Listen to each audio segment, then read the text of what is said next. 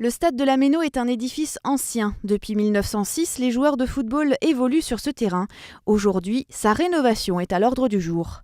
Alors que le club alsacien est de retour en Ligue 1, les 26 000 places ne suffisent plus à accueillir le public. L'autre cathédrale de Strasbourg va donc faire peau neuve et s'agrandir pour recevoir 33 000 places assises.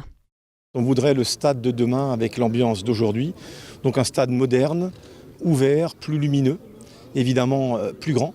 On passerait de 26 000 à 32 000 places, dont 3 500 places VIP. On veut vraiment accueillir beaucoup mieux notre public. C'est un stade qui date de 1984, qui a vieilli.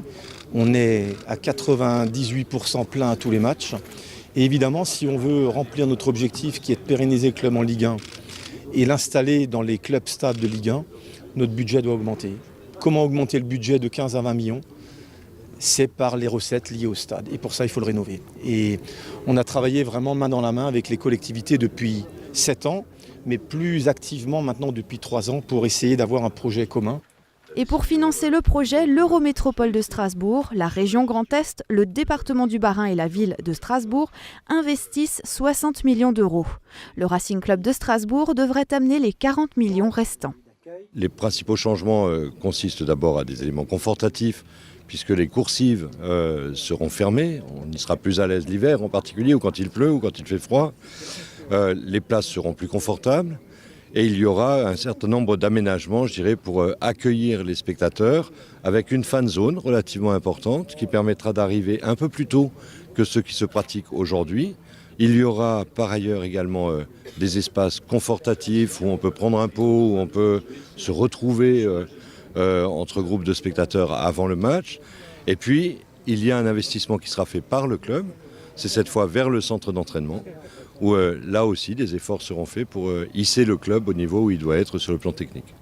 L'enceinte strasbourgeoise sera modifiée pour accueillir des compétitions internationales, recevoir 3600 sièges VIP et 160 personnes à mobilité réduite. Afin de recueillir leur avis, une consultation citoyenne est lancée à partir du 20 mai auprès des Alsaciens. 3 ateliers thématiques sont au programme, les mobilités, l'insertion urbaine et environnementale du projet. Ces débats permettront d'une part d'expliquer dans le détail les transformations à venir, mais aussi de s'enrichir de la vie de nos concitoyens. Je crois que cette équipe est aujourd'hui pleinement adoptée par l'ensemble des uns et des autres vivant ici. Ça s'est vu lorsque 25 000 personnes suivent le club à Lille.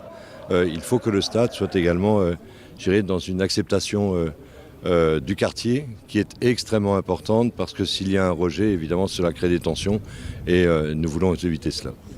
Les travaux du nouveau stade de la Méno devraient être achevés d'ici fin 2023. La ville et l'Eurométropole ont déposé leur candidature pour accueillir les matchs de foot lors des JO en 2024. Cette rénovation devrait ainsi permettre d'assurer l'avenir du stade et du club.